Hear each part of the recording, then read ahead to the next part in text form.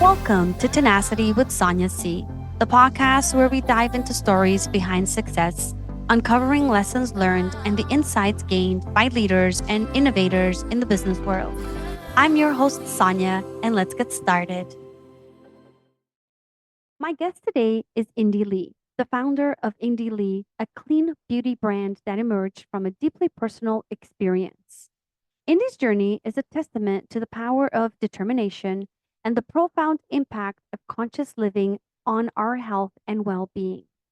Join us as we uncover the inspiring story behind her brand and delve into the significance of clean cosmetics in today's world.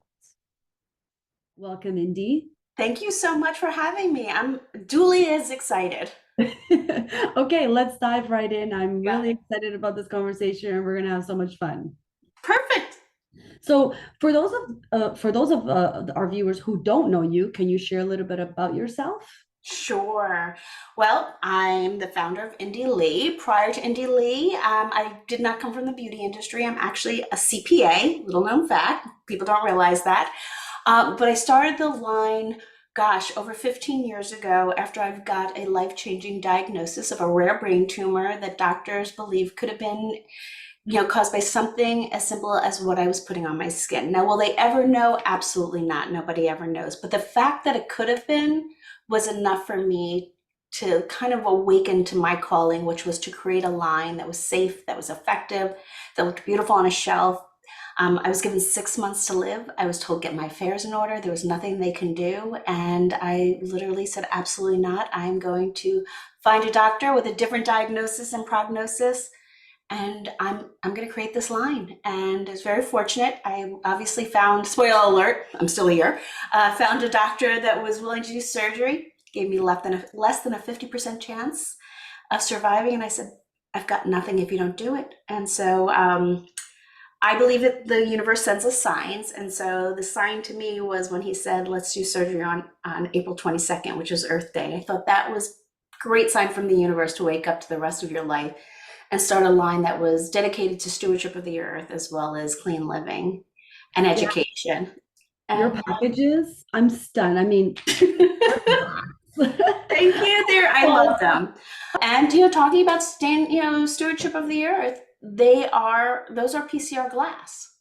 So it is recycled glass as well. So it's how do we take the sustainability to the extent that you can, right, in beauty, with the clean ingredients and really create something that is just as effective as conventional beauty. Right. Okay. So let's talk about your recovery and journey into entrepreneurship. So your journey began with your life-changing surgery on Earth Day. How did this experience serve as a catalyst for your transition from personal health journey to founding Indy Lee skincare brand? Yeah, when before this, like I said, I'm an accountant. I was not someone who ever thought that this is what she was going to do. If somebody had to say what color would describe her, which is hysterical because I'm wearing it, they would say beige. Like I was beige woman. Like you didn't know if I existed. I was very quiet, wouldn't speak up, certainly could have never imagined talking on podcasts or global stages. But when I realized that this could have been attributed to something I was putting on my skin or my mother put on her skin when she was pregnant, and realizing babies are born with a toxic load and all those things, I knew there was a higher calling for me, and this was it. And when you're given 6 months to live, you get to decide how you're going to live it. And I did so much research into the topic of clean skincare, as well as what we're surrounding ourselves, and really what does environment mean. And I don't know, I just said I'm going to do it. And I just started formulating in my house. My coconut citrus scrub, which is still on the line today, was formulated originally in my kitchen. It is no longer manufactured in my kitchen, but it was really a higher calling. And not to get too woo, but in that moment, I will never forget when the doctor said that, I knew, boom, this is what I need to do. And I just started doing. And up until the day I was rolled into surgery, when my children were home, I was with them. They were 5 and 8 at the time. But when they were at school, I was immersed in this. And I truly believe, looking back on it now, it gave me a sense of reason to live. You know what I mean? Like I knew this was my calling, but it also gave me something to be mindfully like immersed in.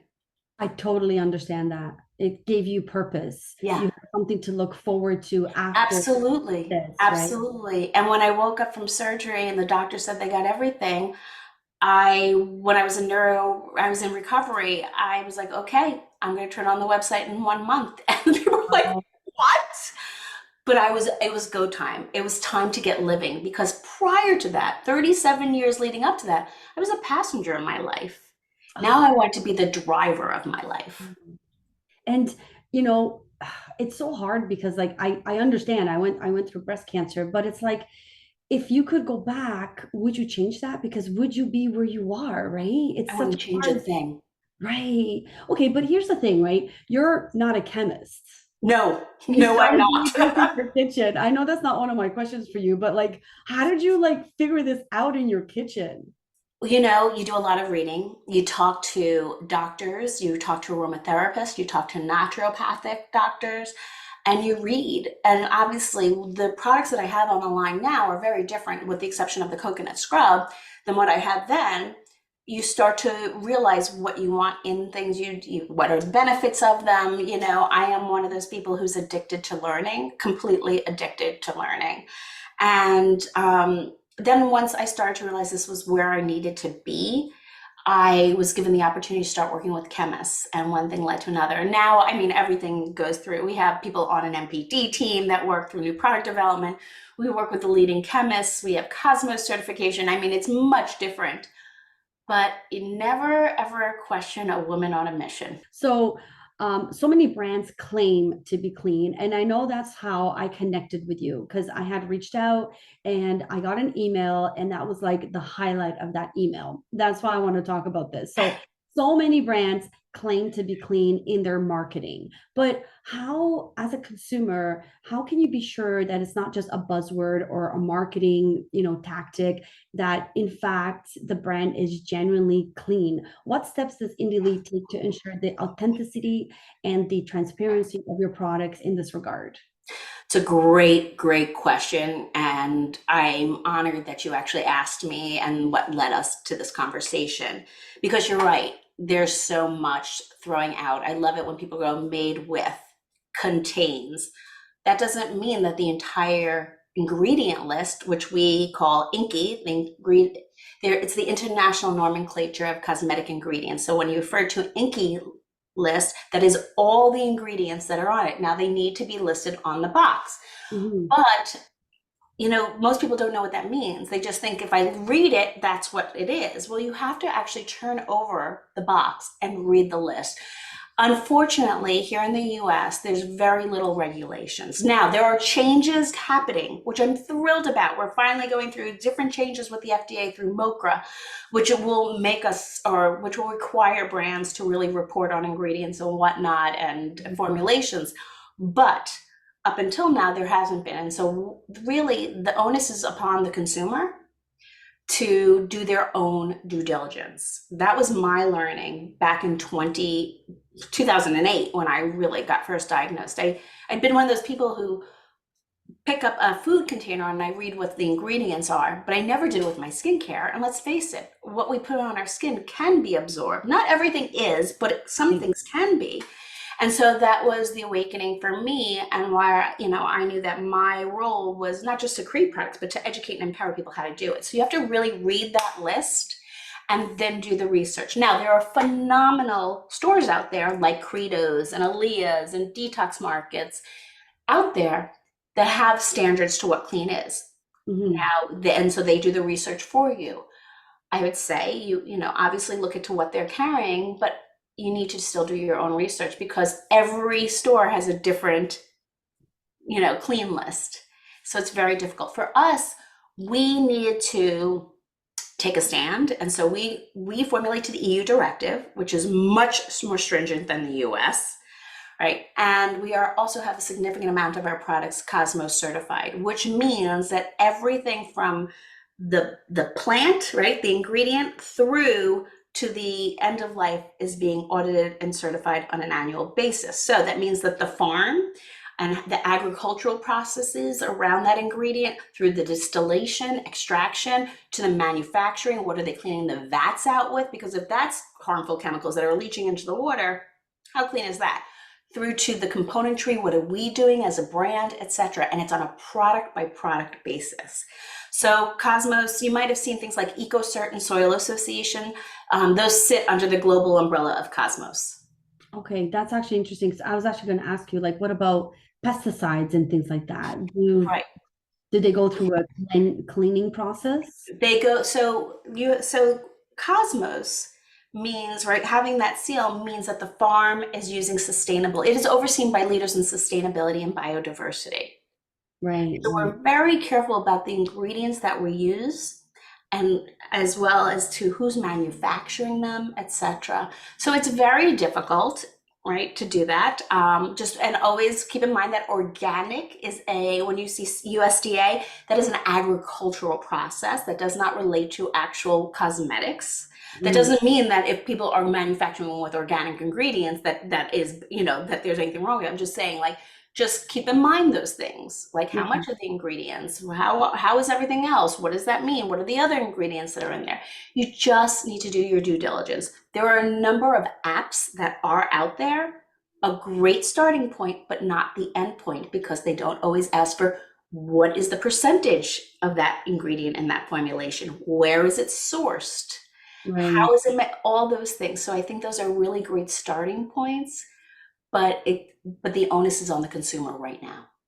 What about like preservatives? Once you make the product, then you need to have Preserve, shelf life and all that. What do you guys right? do with that? So it depends. This is done. There's not a one size fits all, right? So it Hmm. depends on what the actual formulation is that will drive what kind of preservative system may or may not be needed in it. So, for example, squalane facial oil, it's one ingredient, there's no water, it's oil, it's derived from olives. You don't need anything in there for Hmm. preservatives. Versus some other things that may have water, because that's really where the growth of bacteria, etc., can happen. You'll have various different preservatives. Now, you can use very clean preservatives out there. Again, it really will depend on the formulation and what will or will not work with the total formulation as a whole. Okay, interesting. I did not know that. So, in creating Indie Lee, you focus on high performance, plant derived ingredients. Could you share more about your decision to use these ingredients and how they align with your vision for clean, nurturing skincare? Sure. It really goes to what is the benefit, right? Or the use, or what is the use for that product. So Mhm. if you are looking at something that you want to be hydrating, well, we're going to look at ingredients that are actually hydrating or can help maintain or bring moisture to the skin, like hyaluronic or sodium hyaluronic, right? Really binding moisture to the skin. Whereas if we want an ingredient that are going to help with, say, exfoliation, we're going to look at, well, okay, where can we get glycolic derived from us? It's caviar line has great properties, and you can get glycolic from that and AHA. Then we might take a look at salicylic, which you can derive from wintergreen. So it's how can you get natural property, right? Properties that you're looking for that can be naturally derived from botanicals. Another perfect example is retinol. I'm somebody who cannot use a traditional retinol. Mhm. My skin is highly, it's irritating to it and highly photosensitive given the medication that I have taken over the years for my autoimmune diseases. So although I'm like, bring it, I want those benefits, I can't use it. Okay, how can we formulate a product like that without it? Well, as it turns out, Rambutan has retinol-like properties when used over time. So let's use that plus Paracress. Then let's take squalane, let's take orange milk tree extract, and you have a product that we are calling the retinol alternative cream because it acts like an alternative to retinol without any of the side effects like skin irritation or sun sensitivity. So there are ways to do it, and it really means being in close alignment with your formulator and understanding what ingredients are available to us, which has changed significantly since when I started in 2008.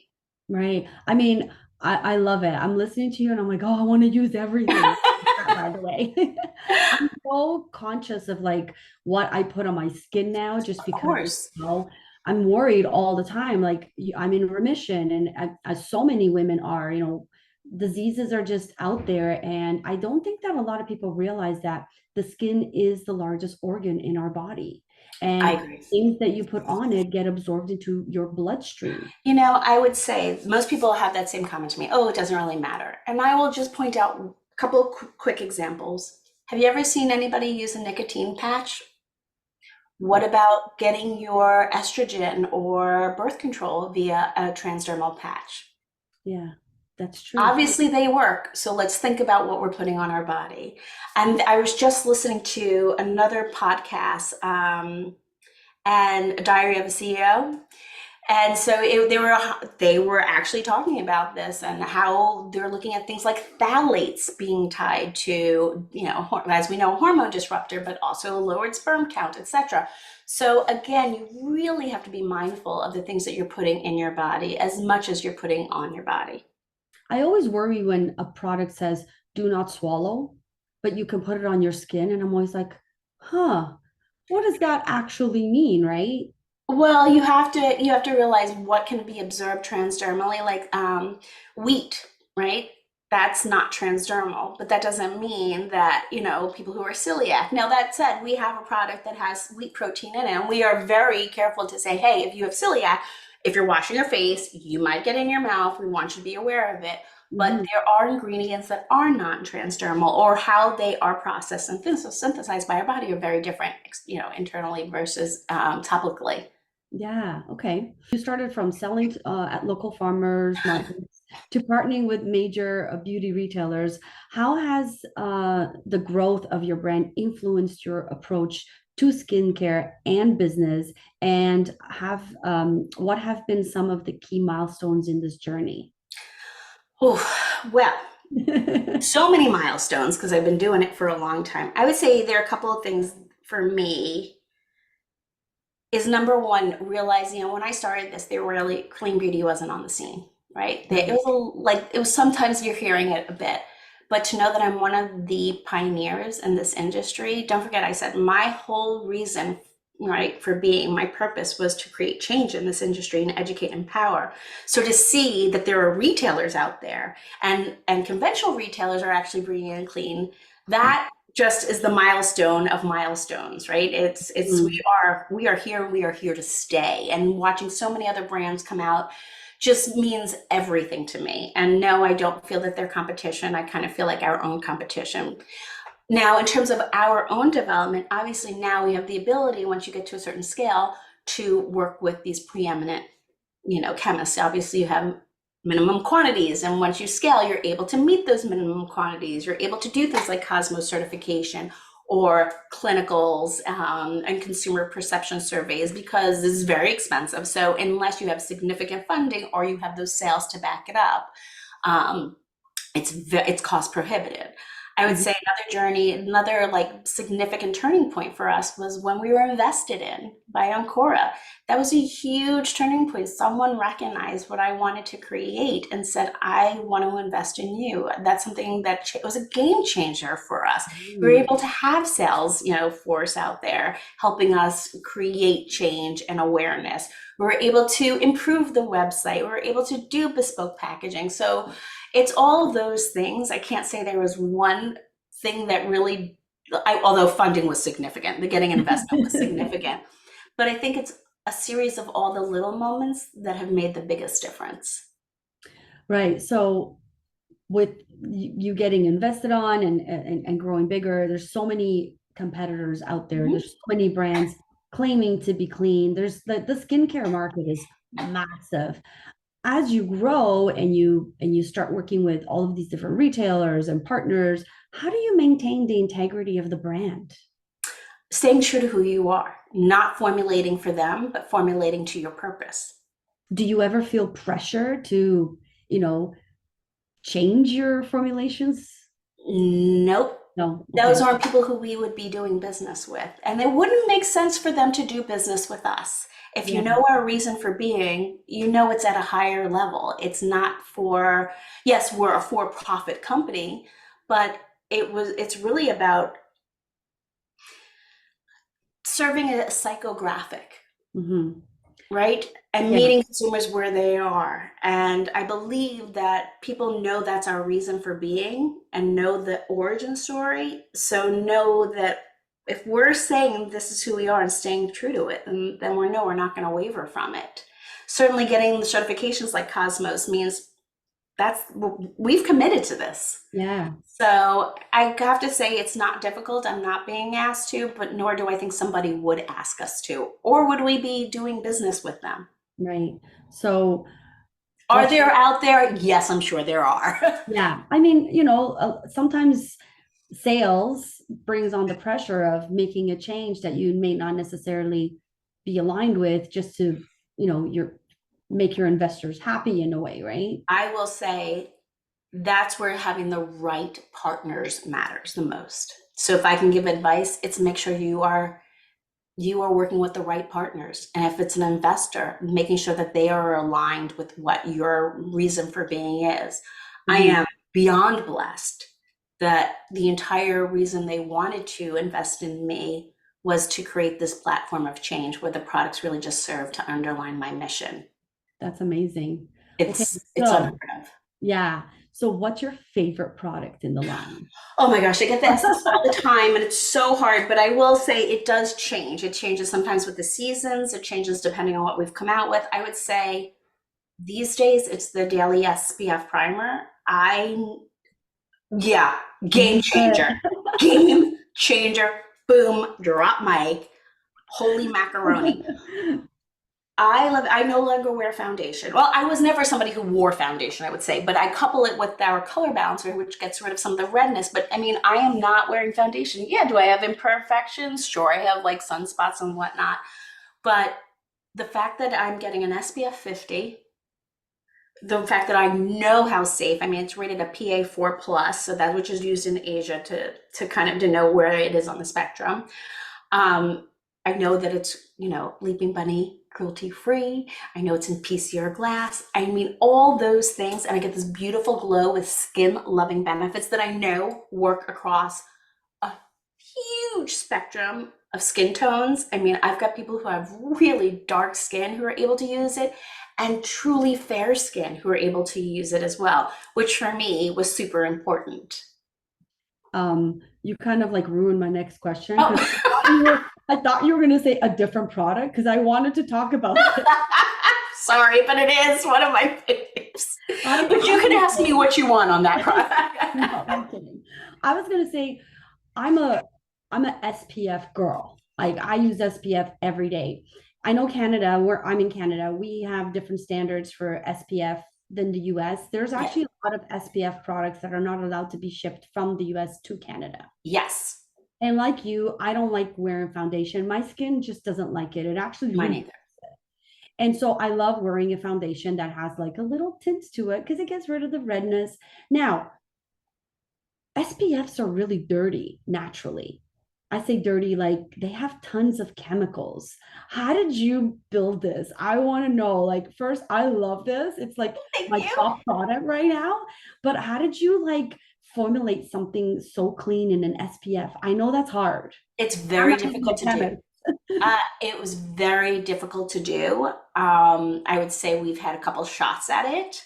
Okay. And really, where it comes down to is working with chemists who really understand how to do it right. This was not something I came up with in my kitchen. This is working with chemists who specialize and understand sunscreens and what we can do with ingredients out there today. And how do you bring skin loving ingredients like niacinamide and use them within a sunscreen purpose? Because for me, this hints category that we created, that's either the last step of your skincare or the first step of your makeup. And for me, it's like full stop afterwards. Yes, I wear eye makeup. I love eye makeup and I do love that lip. But it's really about how can you bring skin loving ingredients that have a slight tint for those who maybe don't want to add anything else or just feel like they have that perfect canvas. So I'm really proud of it. Really proud. As the hints category, it has the color balancer, which I use every day to really cancel and neutralize any redness in my honey tone skin. And then We have a Hydro Stick, which has ceramides in it, which is so great for that barrier protection and bring that boost of hydration to certain areas, along with the SPF. So really excited by this category for us as well.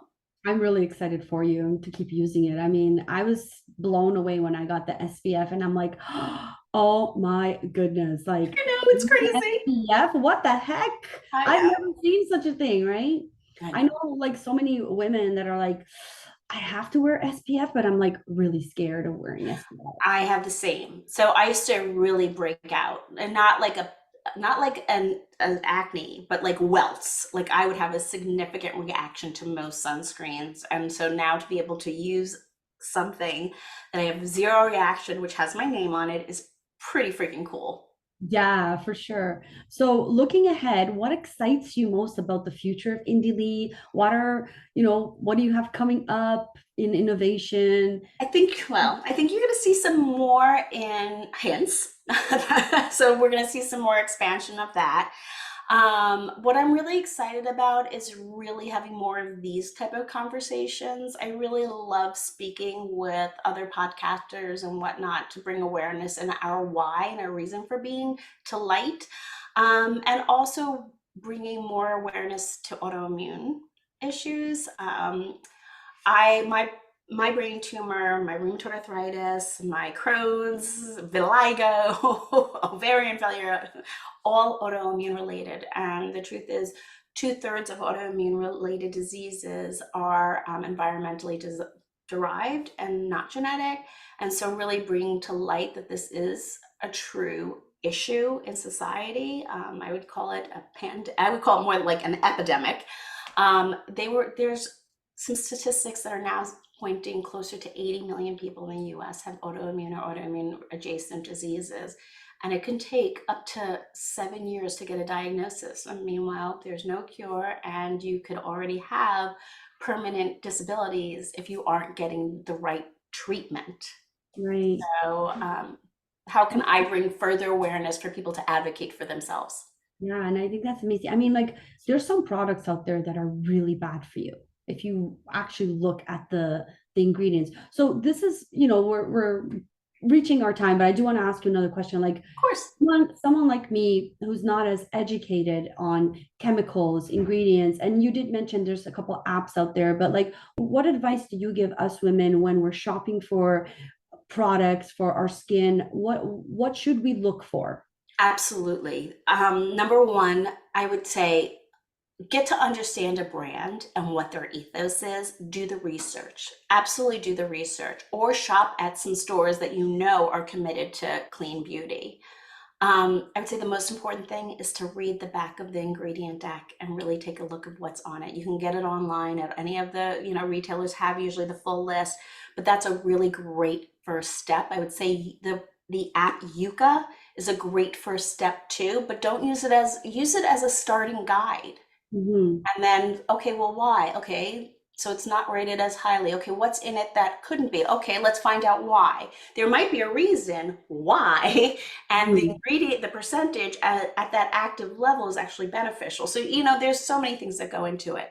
So I would say the first thing to do is read the back of an ingredient deck and get to understand the brand that you're supporting and what their ethos is. And does the ingredient list match that ethos so that you have that integrity? So just because a product says cruelty free or vegan doesn't mean that it's clean skincare. No, cruelty free just means that the end product hasn't been tested on animals. It doesn't even mean that the ingredients couldn't have been. So the only one that I know is Leaping Bunny, which means that the ingredient nor the end product has ever or will ever be tested on animals. Now, that doesn't mean it has been if it says cruelty free, but that's not what that means. So I'd say Mhm. that's important. Look for certifications like Cosmos, EcoCert, Soil Association as well. Vegan just means that there's no plant derivatives, animal derivatives in there. Well, guess what? Synthetic things obviously would not be vegan. And I would also say just because something is clean doesn't mean you can't have an adverse reaction. Snake bites, venomous snake bites, natural, but not something you want. poison Yeah. ivy. There are all these things. I always say, don't call something non-toxic, because what's toxic to me is not necessarily toxic to you. For example, peanuts, right? If someone has a peanut allergy, that's toxic. And I would also say, when people say it's chemical free, that's impossible. Water is a chemical, everything's a chemical. So, just look at the buzzwords and do your research. The best place to start is the back of the box and reading what the ingredients are used. And they're listed in order of volume. Oh, okay. Good to know. I didn't even know that. This was so educational for me. I'm sure our community is really going to enjoy it. Again, I just wanted to say, like, I read your story and I was just so touched. Thank you for doing what you're doing for, everybody, especially for people who really care about what they're putting on their skin, whether they're dealing with autoimmune system or Or disease, cancer, or cancer. Yeah, like really, thank you. You're amazing. I personally love your brand. I'm being a little biased now. I mean, like, this is my favorite product and I will continue using it. I find it like really hard when I started researching the I know. ingredients to Google everything. And that's when I started realizing what you had said in your email, for a fact that not everybody who claims to be clean actually is. So I really appreciated your transparency. I love your product. Thank Thank you you. so much for coming on. I really appreciate it. Thank you for having me. Yeah, of course. And I'm sure we'll have you on again. This was I really would love it. And listen, if any of your listeners have questions, they can always direct message me personally on my Instagram, which is Indie Lee, Indielee. There's a picture on me, and it's my personal Instagram. Always, just direct message me. I answer everyone that comes in. Oh, wow. That's amazing. Not everybody does that. I wanted to build a community, so I wanted to be an active participant in it. Obviously, you can DM the brand, but I don't always get back to everyone in that. We have a team that helps with Yeah. that. But when it comes to me personally, I answer it. I'm the only one who has any access to it. That's amazing. Well, I'm going to share all of your beautiful contact, Thank website you. stuff. Thank you so much. Thank you so And much. until next time. And that's a wrap. I want to thank Indy Lee for reminding us of how some entrepreneurs are made through personal experiences and wanting to make change in a specific industry. Indy has not only transformed her own life, but has also ignited a movement towards cleaner, more conscious beauty choices. She is a pioneer in changing an entire industry. Thank you, Indy, for sharing your insights, your resilience, and your passion with us. To our listeners, thank you for joining me on this journey of discovery and inspiration. Don't forget to subscribe to this podcast on your favorite platform and join our community on social media. I would love to hear from you. Leave a review and tell me what topics you'd like me to explore in future episodes. Remember, the future belongs to those who embrace change and innovation with tenacity. Keep striving, keep innovating, and most importantly, stay tenacious in your pursuits. Thank you for tuning in. I look forward to bringing you more inspiring conversations in our upcoming episodes. This is Sonia signing off, but as always, remember to chase your dreams with tenacity.